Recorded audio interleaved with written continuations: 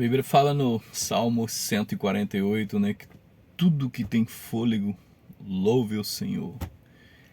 Então, na verdade, Deus criou todos os seres humanos, animais, tudo foi para dar louvores ao Deus Altíssimo. E eu tenho observado algumas coisas que o ser humano foi o mais perfeito que Deus criou, né, com as suas próprias mãos.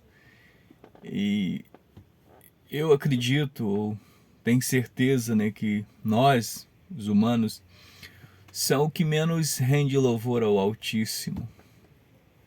E eu fico prestando atenção no Salmo 148, né, que tudo que Deus criou, Ele criou para o seu louvor, para render louvores a Deus.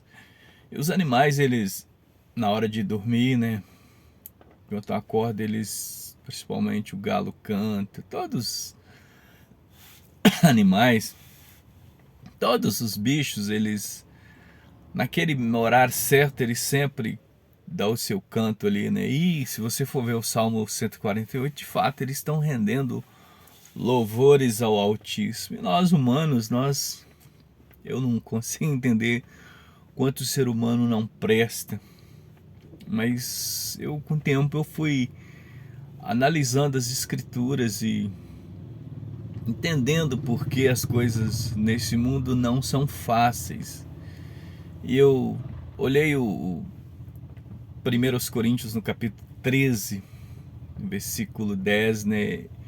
O apóstolo Paulo estava falando de amor, de profecia, de que tudo ia passar, né?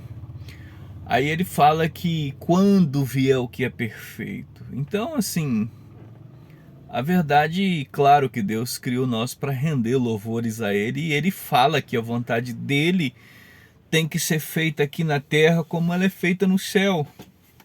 Nós deveríamos ser 100% dar louvores a Deus, uma vida que agrada a Deus. Mas 100%, infelizmente, nós não temos conseguido nem ser uns para com os outros, porque se nós vivêssemos uma vida de perfeição aqui, diante de Deus ela não valeria nada.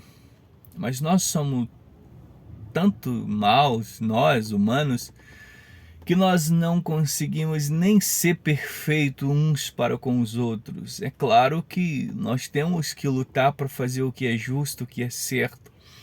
Mas a conclusão que eu quero levar para você é que essa vida aqui não é a vida verdadeira. Deus trouxe nós aqui para render louvores a Ele e fazer que o nome dele seja conhecido, que o nome dele as pessoas reconheçam que é santo, que é único. Mas a coisa aqui não é fácil. Quando você olha a carta do apóstolo Paulo, 2 Timóteo, no capítulo 3, no verso 12, Paulo fala de dois tipos de pessoas. Ele fala que todo que querem viver de acordo com a palavra de Deus é perseguido. Mas ele fala também que aqueles que não têm compromisso com Deus é uma vida desgraçada, sendo enganando e sendo enganado. Então, a conclusão que eu chego é porque não é fácil para ninguém. Essa vida aqui não é fácil. Seja você crente, seja você incrédulo. Então, assim, a vida não é fácil para ninguém.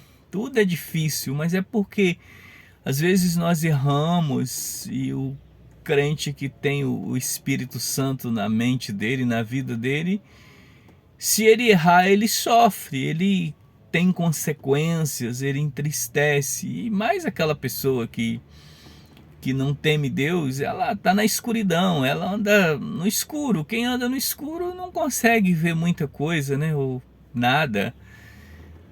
Mas o próprio Jesus, ele já deixou um alerta para os seus discípulos quanto o Evangelho de João, no capítulo 16, no verso 31, ele diz assim: nesse mundo tereis aflições, mas tende bom ânimo, eu venci o mundo. E Jesus falou isso quando ele já estava indo para a cruz, né?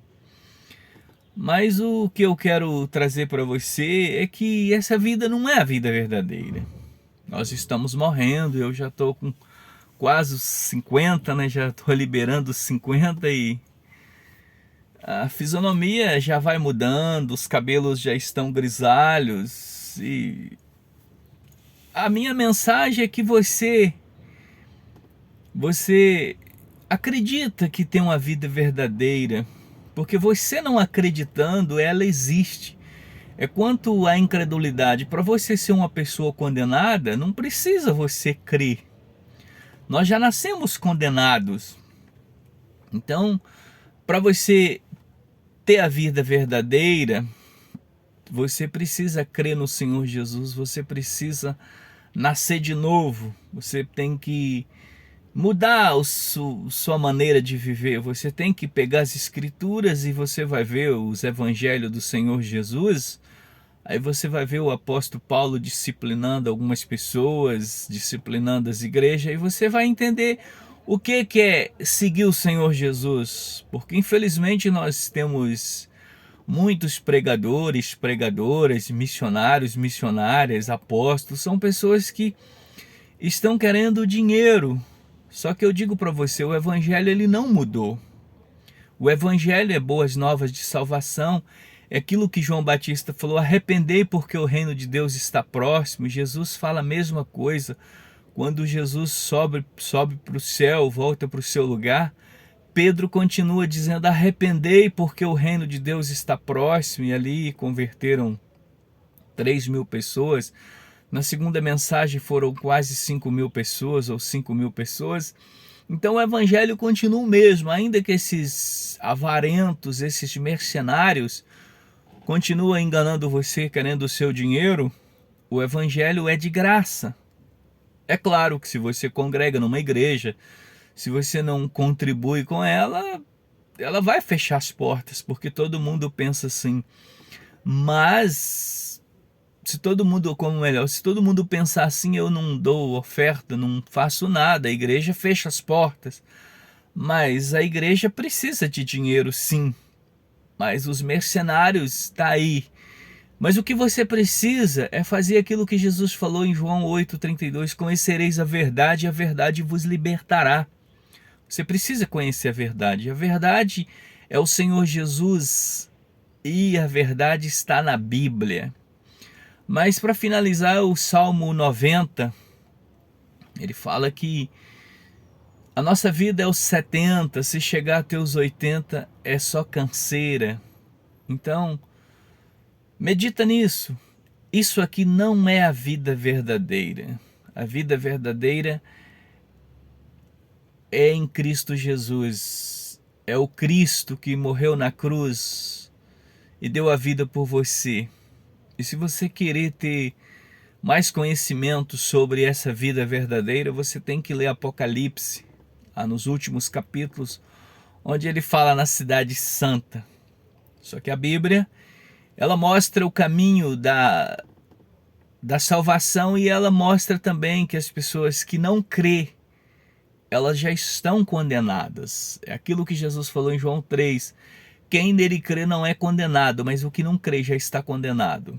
E quando ele fala quem nele crê não é condenado, mas o que não crê está condenado, é porque os judeus, eles bastava crer no Senhor Jesus, só que eles não creram em Jesus. Mas você diz, eu creio em Jesus, mas você tem que crer e nascer de novo. Nesse mesmo capítulo ele fala para um mestre da lei que ele tinha que nascer de novo para ele ver o reino de Deus. E você precisa saber, ainda que você passa de 100 anos, isso não é nada. A gente está morrendo, como eu disse, já estou quase com 50, já não sou mais quanto eu tinha 20, 25, 30. Então a gente está morrendo, essa carne vai morrer. Mas a vida verdadeira está em Cristo Jesus, o Senhor. Agora, se você não quer a vida verdadeira, infelizmente você vai viver numa prisão eterna, uma escuridão. Isso é a verdade. Agora, se você não crê na verdade, infelizmente eu não posso fazer nada por você.